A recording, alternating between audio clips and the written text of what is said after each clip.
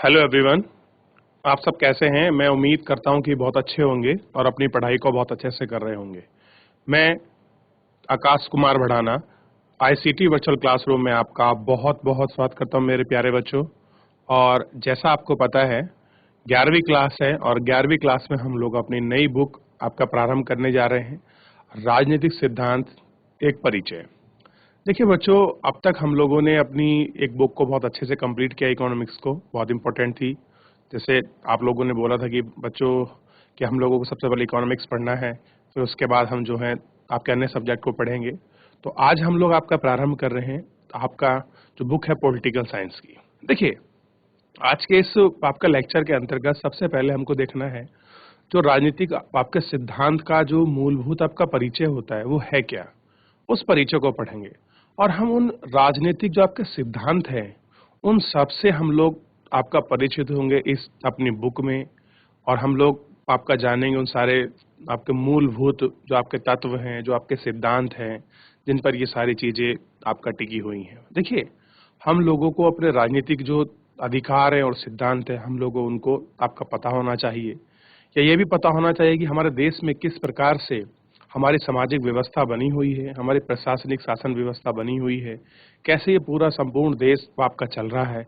इन सारी चीज़ों को हम लोग अपना पॉलिटिकल साइंस की बुक में हम लोग आपका देखते हैं कि हमारा अपनी पॉलिटिकल जो साइंस है उसके अंतर्गत कैसे हम लोग राजनीति के जो सिद्धांत हैं उन सारे प्रिंसिपल्स को हम लोग आपका चेक करते हैं। ठीक, उनको देखते भी हैं, उनको जानते भी हैं। तो आज पहला आपका बुक प्रारंभ है। हमारा लेक्चर थोड़ा सा आपका स्लो चलेगा ताकि मैं आपको चीज़ों को लेकर आपको समझाता चलूं, आपको बताता चलूं। कुछ भी आपको प्रॉब्लम होती है, कोई चीज़ आपको समझ नहीं आती है, कोई डाउट आता है आपको, किसी प्रकार का भी कोई आपका प्रश्न है, कोई क्वेरी है, तो बच्चों लाइव जुड़कर चैट के माध्यम से आप अपना प्रश्न, आप अपना डाउट हम तक भेज सकते हैं, पहुंचा सकते हैं, हमसे बात कर सकते हैं, कोई भी स्कूल का कोई भी बच्चा। चलिए हम चलते हैं सीधा बच्चों डिजिटल बोर्ड की तरफ।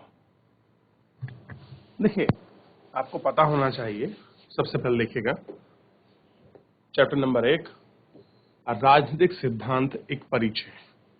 ठीक है, ये हमारी बुक है और इसी के अंतर्गत हम लोग सारी चीजों को आपका स्टेप बाय स्टेप हम लोग वो आपका पढ़ेंगे और जानने का कोशिश करेंगे। देखिए, थोड़ा सा आपको कठिन जरूर लगेगा, बहुत सारी चीज है जो आपको समझ नहीं आ सकती, क्योंकि हम लोग आपका पॉलिटिकल जो आपके प्रिंसिपल होते हैं हम उस प्रिंसिपल को पढ़ रहे हैं, जो सिद्धांतिक जो विचार हैं हम उनको पढ़ रहे हैं। हम प्रॉपर कोई चीज नहीं कि हम लोग आपका समानता पढ़ रहे हैं, हम आपका धर्म पढ़ रहे हैं, न्याय पढ़ रहे हैं, आपका स्वतंत्रता पढ़ रहे हैं, ऐसा कोई टॉपिक नहीं है। ये है राजनीतिक सिद्धांत। सबसे पहले परिचय पढ़ेंगे, फिर उसके बाद और अन्य चीजें पढ़ेंगे। तो आपको कठिन लग सकता है, आपको कोटेशन, आपको जो आपके शब्दों की जो चयन है उसको समझने में आपको समस्या हो सकती है। तो बस आपको क्या करना है, पूरा मन लगाकर पूरा फोकस आपको अपने लेक्चर पर रखना है। मैं उम्मीद करूंगा बिल्कुल कि सभी बच्चे अच्छे से पढ़ेंगे और अच्छे से आपको समझ भी आएगा जब आपका पूरा फोकस चैप्टर की तरफ रहेगा। चलिए, सबसे पहले हम लोग क्या करते हैं, अपने लेक्चर को प्रारंभ करते हैं, हम लोग इसका परिचय को देखते हैं।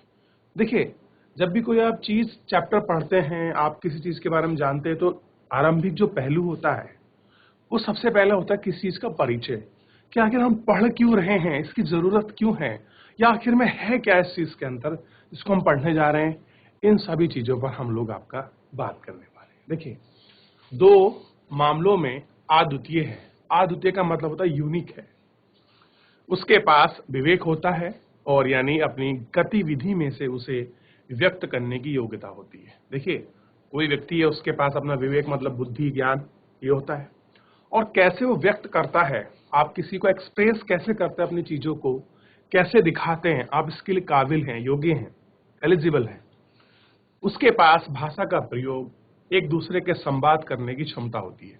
अब देखिए, मैं आपको बोल रहा हूं, ये मेरी भाषा है, मेरी शैली है, और संवाद मतलब जब आप और हम एक दूसरे से बातचीत करें, मैं आपको पढ़ाऊं, आप समझें, कोई चीज आपको समझ ना आए आप मुझसे पूछें, तो ये क्या हो गया, संवाद। यानी दो पक्षों में जो बातचीत होती है हम उसको संवाद कहते हैं।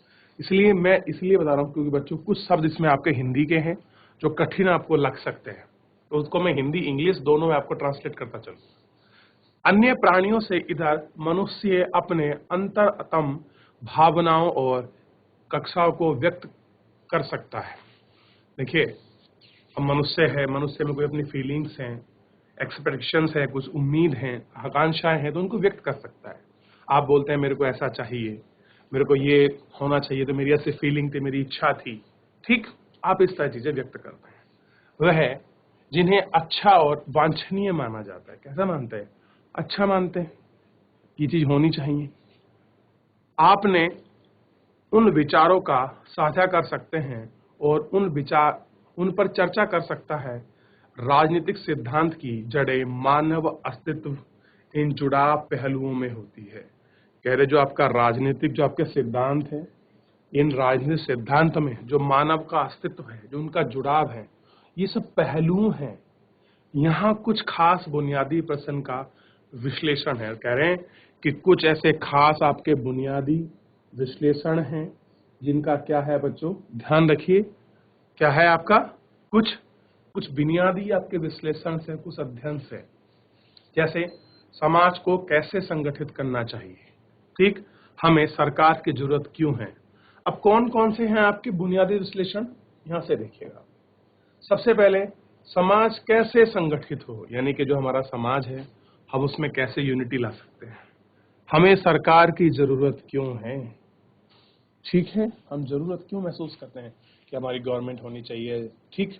सरकार का सर्वश्रेष्ठ रूप कौन सा है, जो आपकी गवर्नमेंट स्टेब्लिश होगी उसका सबसे अच्छा रूप क्या है। क्या कानून हमारी आजादी को सीमित करता है, कह रहे जो हमारा कानून है क्या इसको, जो आजादी है हमारी, क्या इसको आपका सीमित कर सकता है। राज सत्ता की अपनी नागरिकों के प्रति क्या देनदारी होती है, कह रहे जो आपकी राज सत्ता होती है इसमें जो आपके नागरिक होते हैं, जो लोग होते हैं, उसके प्रति क्या देनदारी होती है पता होना चाहिए। नागरिकों के रूप में एक दूसरे के प्रति हमारी क्या देनदारी है। देनदारी का मतलब यहाँ है बच्चों हमारी जिम्मेदारी से है कि हम क्या अपने आपका नागरिकों को सिखाएं, क्या उनको बताएं, क्या उनको समझाएं, ताकि हम चीजों को समझें कि आखिर में नागरिक के रूप में आपके कर्तव्य और जिम्मेदारियां कहाँ हैं, जिनका आप महत्वपूर्ण तरीके से आप उनका निर्वहन कर सकें, आप उनको कर सकें। इसके ऊपर हम लोग आपका बात करेंगे। राजनीतिक सिद्धांत इस तरह के प्रश्नों की पड़ताल करता है कि राजनीतिक जीवन को अनुप्राणित करने वाले स्वतंत्रता, समानता और न्याय जैसे मूल्यों के बारे में सुव्यवस्थित रूप से विचार करता है। अब देखिए, कुछ ऐसी चीजें हैं जो राजनीतिक जीवन में सबसे ज्यादा इंपॉर्टेंट है, जैसे स्वतंत्रता, समानता और न्याय। ये तीन चीजें बड़ी इंपॉर्टेंट है बच्चों, किसी भी व्यक्ति के लिए और किसी भी देश के लिए, चाहे किसी राज्य के लिए, हर एक के लिए तीन चीज सबसे इंपॉर्टेंट आपका रोल प्ले करते हैं। ये ऐसे मूलभूत मूल्य हैं जिनके आधार पर पूरा देश, पूरी समाज टिका होता है। देखिए, हर एक व्यक्ति को इतना स्वतंत्र हो कि वो आचरण विचरण अपनी मर्जी से रह सके, अपना जीवन यापन कर सके, वो आने जाने के लिए हर तरह से आपको स्वतंत्र हो, उस पर किसी प्रकार की बंदिश, बंधन या कोई आपका रिस्ट्रिक्शंस ना हो। समानता का मतलब है कि हर एक व्यक्ति को समान अधिकार मिले, उसे समाज में बराबर का अधिकार मिले, कोई नीचा ऊंचा, अमीर गरीब, जात पात धर्म, इस आधार पर किसी के साथ डिस्क्रिमिनेशन ना हो, भेदभाव ना हो, वो व्यक्ति समानता के रूप से समान स्टैब्लिश कर पाए, यही चाहिए। अब देखिए, आप मालदार हैं, आप स्वतंत्र हैं, सब कुछ है, लेकिन आप पर अगर समानता नहीं है, लोग आपको हीन मानते हैं, आपको अछूत जैसी बातें करते हैं, हीन दृष्टि से देखते हैं, तो वो समानता नहीं है, तो कोई फायदा नहीं है स्वतंत्रता का। और फिर है न्याय, जिसको बहुत इंपॉर्टेंट माना जाता है, जस्टिस। आप हर चीज में न्याय करें, आपको न्यायपूर्ण आपके साथ अधिकार हो, न्यायोचित तरीके से आप जीवन जिए। तो ये तीन ऐसे मूलभूत तत्व हैं जिनके आधार पर राजनीतिक जीवन के कहिए कि ये तीन ऐसे स्तंभ है जिन पर टिका हुआ है। अब देखिए, यह इनके और अन्य संबद्ध अवधारणाओं के अर्थ और महत्व की व्याख्या करता है। यह अतीत और वर्तमान के कुछ प्रमुख राजनीतिक चिंतकों के केंद्र में रखकर इन अवधारणाओं की मौजूदगी परिभाषाओं को स्पष्ट करता है। अतीत मतलब जो हमारा पास्ट है, वर्तमान जो हमारा आपका चल रहा है, उनमें कुछ ऐसे राजनीतिक आपके चिंतकों के कुछ ऐसे सेंटर हैं जिनमें रखकर जो हमारी अवधारणाएं हैं, जो विचार हैं, उन परिभाषाओं को क्या करता है बच्चा आपका स्पष्ट करता है। यह विद्यालय, दुकान, बस, ट्रेन या सरकारी कार्यालय जैसी दैनिक जीवन से जुड़ी संस्थाओं में स्वतंत्रता या समानता के स्तर की वास्तविकता की परख भी करता है। और देखिए, हमको ये भी देखता है कि चाहे दुकान हो, हॉस्पिटल्स हो, गवर्नमेंट की कोई आपका कार्यालय है, उसमें किस प्रकार की आपकी संस्था में आपको स्वतंत्रता है या समानता है, उस विस्तार को, उस व्यापकता को क्या करता है, उसकी परख करता है और आगे जाकर यह देखता है कि वर्तमान परिभाषाएं कितनी उपयुक्त हैं, यानी कि जिन चीजों की हम लोग बात कर रहे हैं वो आगे चलकर या वर्तमान में वो कितनी एप्लीकेबल हैं, कितनी सकारात्मक हैं, कितनी साकार हैं, उनकी हम इन सब चीजों पर आपका जो है बात करते हैं। ठीक, वर्तमान संस्थाओं, सरकार, नौकरशाही और नीतियों के अनुपालन को अधिक लोकतांत्रिक बनाने के लिए उनका परिमार्जन किया जाए। राजनीतिक सिद्धांत का उद्देश्य नागरिकों को राजनीतिक प्रश्नों के बारे में तर्कसंगत ढंग से सोचने और सामाजिक राजनीतिक घटनाओं को सही तरीके से आंकने का प्रशिक्षण देता है। अब देखिए, जो आपकी चीजें हैं, जो आपका राजनीतिकल, जो आपका पॉलिटिकल, जो आपकी चीजें हैं, उन पॉलिटिकल चीजों के अंतर्गत आप किस तरह से अपने राजनीतिक उद्देश्यों के लिए जो व्यक्ति हैं ऑपरेशन करते हैं, तर्कसंगत तरीके से सोचते हैं। जो आपका पॉलिटिकल कुछ आपकी घटनाएं होती हैं, उन घटनाओं में का जो सही आकलन है और जो उनकी ट्रेनिंग है, इन सबको देते हैं। इस अध्याय में हम परख रखेंगे कि राजनीतिक और राजनीतिक सिद्धांत का अर्थ क्या है। ध्यान दीजिए कि राजनीति क्या है और राजनीतिक सिद्धांत का अर्थ क्या है और हमें इसका अध्ययन क्यों करना चाहिए। ठीक, इनकी हम लोग विशेष तौर पर क्या है, इन सब चीजों की आपका ध्यान रखेंगे। चलिए देखते हैं वाद विवाद संवाद, और इसमें है आपका राजनीति क्या है। पहली यूनिट है आपकी राजनीति क्या है। आपने देखा होगा कि लोग राजनीति के बारे में अलग अलग राय रखते हैं। राय का मतलब होता है विचार। राजनेता और चुनाव लड़ने वाले लोग अथवा राजनीतिक पदाधिकारी कह सकते हैं। हम उनको क्या बोल सकते हैं कि राजनेता है, चुनाव लड़ने वाला व्यक्ति है, या राजनीतिक पदाधिकारी जो लोग आपके राजनीतिक पार्टियों के पद पर होते हैं, अध्यक्ष, आपका कोषाध्यक्ष, उपाध्यक्ष, सचिव, महासचिव, संयोजक, इस तरह के जो पद होते हैं। ठीक, कि राजनीतिक एक प्रक्रिया जन सेवा है। एक प्रकार की क्या है बच्चों आपकी जन सेवा। राजनीति से जुड़े लोग राजनीति को दाव पेच से जोड़ते हैं। कह रहे जो लोग राजनीति में जुड़े हैं और जो अन्य लोग हैं वो राजनीति को कहाँ जोड़ते हैं, दाव पेच से जोड़ते हैं। ठीक, तथा आवश्यकताओं और महत्वाकांक्षाओं को पूरा करने के लिए कुचक्र में लगे रहते हैं।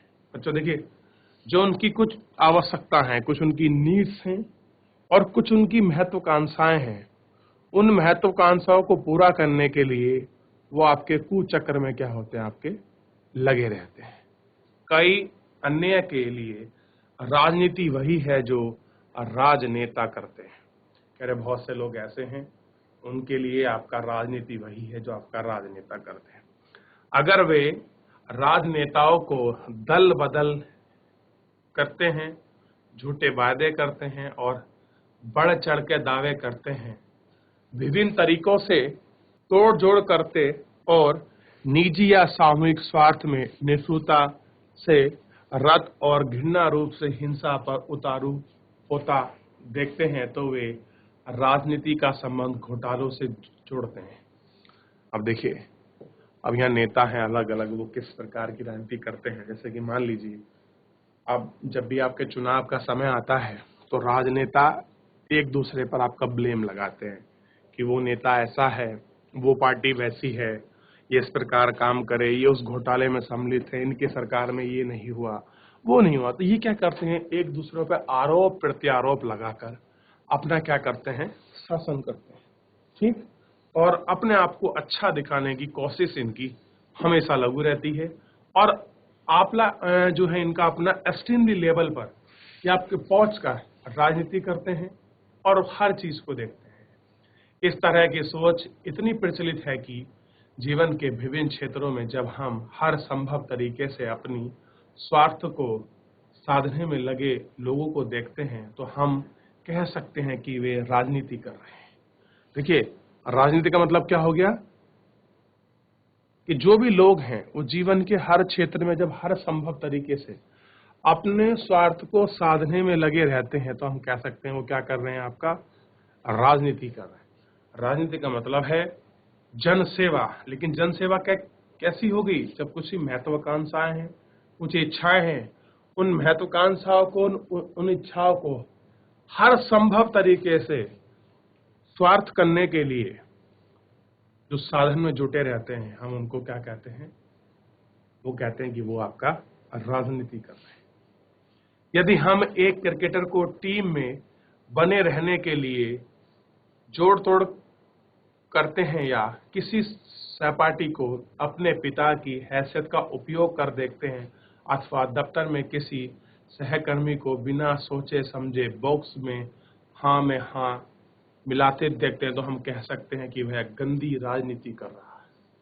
क्या कर रहा है, गंदी राजनीति कर रहा है।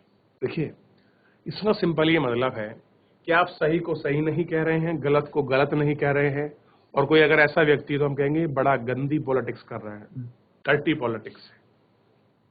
ठीक, समझिए, जो आप विचार, आप देखिए ये वही चैप्टर है जो आप अखबारों में, न्यूज में, समाचार पत्रों में, सोशल मीडियाओं में लोगों के मुंह से जो बात सुनते हैं उसका व्यवहारिक पक्ष क्या है। आपकी जो स्टार्टिंग है, इनिशियल, वो है क्या, वो यहाँ से प्रारंभ हो रही है। जो पृष्ठभूमि बनाती है वो आपका यहाँ से ही बनाती है। तो इन सब चीजों को आपको बहुत अच्छे से आपको समझना चाहिए, इनको जानना भी चाहिए। ठीक, अब देखिए, स्वार्थ परक के ऐसे धंधों से मोह भंग होने पर हम राजनीति से हताश हो जाते हैं। हम कहने लगते हैं कि मुझे राजनीति में रुचि नहीं है या मैं राजनीति से दूर रहता हूं।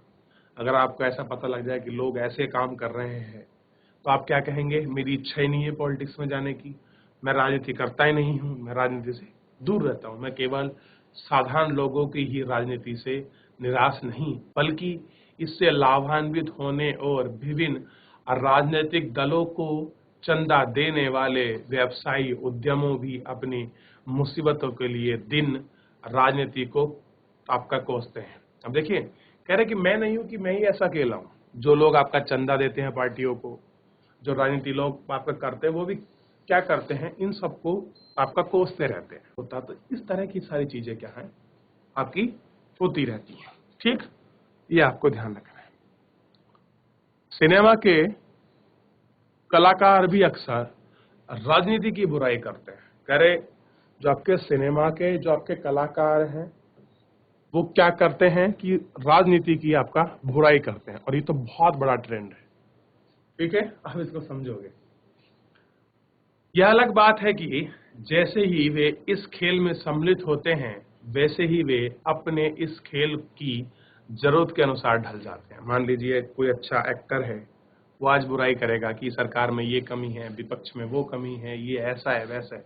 जैसे कोई पार्टी इसको टिकट दे देगी या शामिल हो जाएंगे, बस फिर तो कहेगा ये जरूरत है राजनीति, फिर वो उसमें सम्मिलित हो जाते हैं, हाँ उसमें घुल मिलकर आपका रह जाते हैं। इस प्रकार हमारा सामना राजनीति की परस्पर विरोधी छवि से होता है। बच्चों, किस पर होता है, जो हमारी परस्पर, जो हमारे सामने खड़ी होती है विरोध राजनीति, उससे होता है। क्या राजनीति अवांछनीय गति है जिससे हम अलग ही रहना चाहते हैं और कुछ पीछा छुड़ाए चाहिए? यही इतनी ही उपयोगी विधि है कि बेहतर दुनिया बनाने के लिए हम इसे विभिन्न निश्चित ही शामिल होना चाहिए।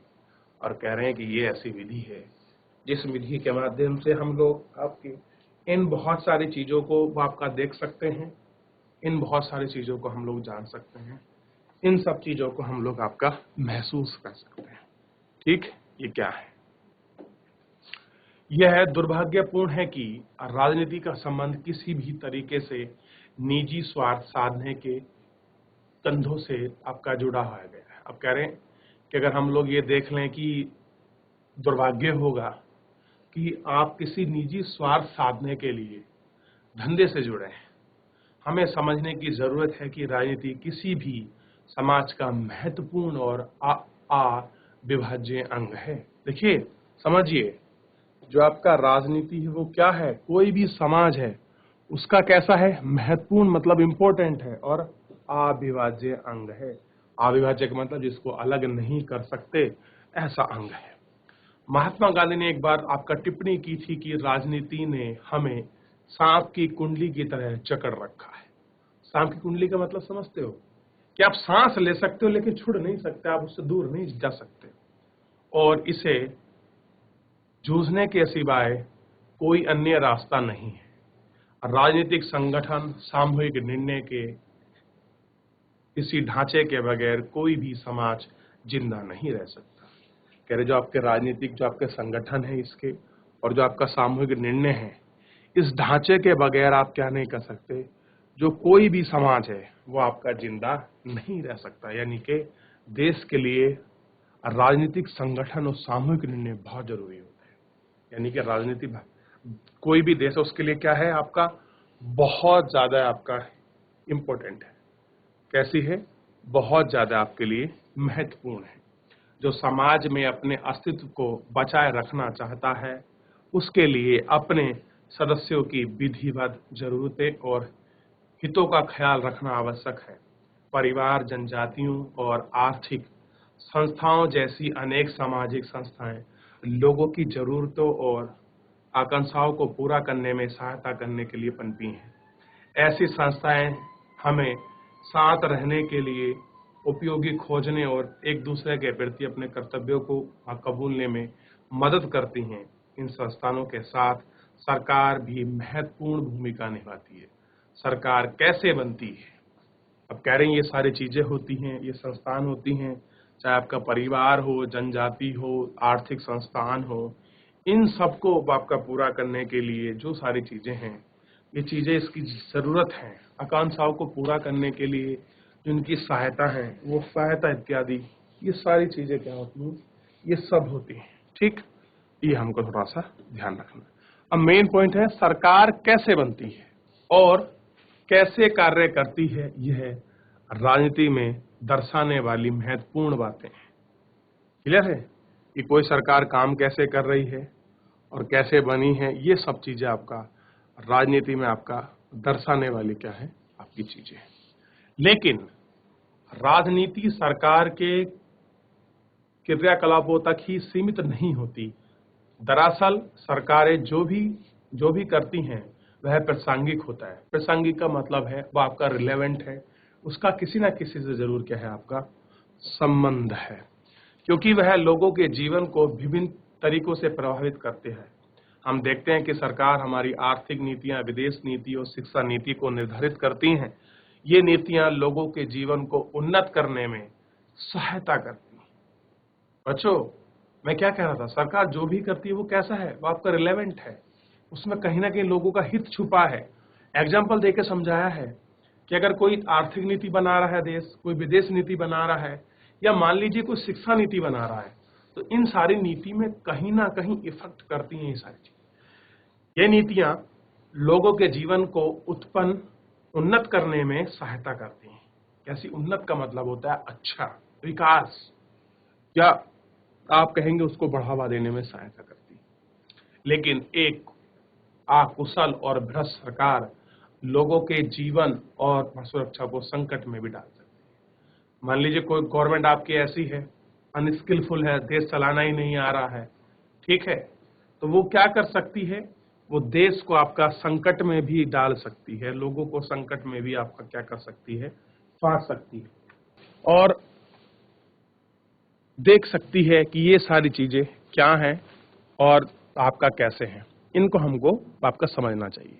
अगर सरकार कैसी है आपकी, अकुशल है और आपका भ्रष्ट है, तो भ्रष्ट होगी तो फिर लोगों का जीवन जो है संकट में जाएगा। अगर सत्तारूढ़ सरकार जातीय सांप्रदायिक संघर्ष को धावा देती है तो बाजार और स्कूल बंद हो जाएंगे, इससे हमारा जीवन अस्त व्यस्त हो जाएगा। यानी कि हमारे जीवन के लिए क्या होना चाहिए, स्कूल और बाजार ओपन हो, यह तो है ही, और साथ में आपका जातीय और आपके सांप्रदायिक संघर्ष को हवा नहीं मिलनी चाहिए। देखिए, आपको ये चीज आप पढ़ेंगे तो बड़े बड़े विद्वान राइटर इस तरह के विचार हम लोगों को इसलिए देते हैं ताकि हम साफ सुथरी राजनीति को हम लोग कर सकें, देश की व्यवस्था को बना सकें। आप जो हैं कल भविष्य हैं देश का, तो बहुत सारी ऐसी चीजें हैं, आज हमें नहीं पता कौन बच्चा के क्षेत्र में जाकर कहाँ उन्नत विकास करे, कहाँ नाम करे। तो में से कोई देश का टॉप मोस्ट डॉक्टर बन सकता है, कोई देश का इंजीनियर, कोई साइंटिस्ट, कोई आपका पॉलिटिशियन बन सकता है, कोई हर क्षेत्र में जाकर अपना, तो हमारे लिए फिर कोई दिक्कत नहीं है। इसलिए ये सब चीजें हमारे सिलेबस में होती हैं। अब देखिए, हम अत्यंत जरूरी चीजें भी नहीं खरीद सकते, बीमार लोग अस्पताल नहीं जा सकते, स्कूल की समय सारणी भी प्रभावित हो जाती है, पाठ्यक्रम पूरा नहीं हो पाता और हमें परीक्षा के लिए अतिरिक्त कोचिंग या उसके लिए अतिरिक्त ट्यूशन फीस चुकानी पड़ती है। दूसरी ओर सरकार अगर साक्षरता और रोजगार बढ़ाने की नीति बनाती है तो हमें स्कूलों में जाने और बेहतर रोजगार के अवसर मिल सकते हैं। देखिए कितनी अच्छी चीज है और कैसा राजनीतिक आपका परिप्रेक्ष्य आपका बनाकर ये राजनीति आपका तैयार कर रहे हैं।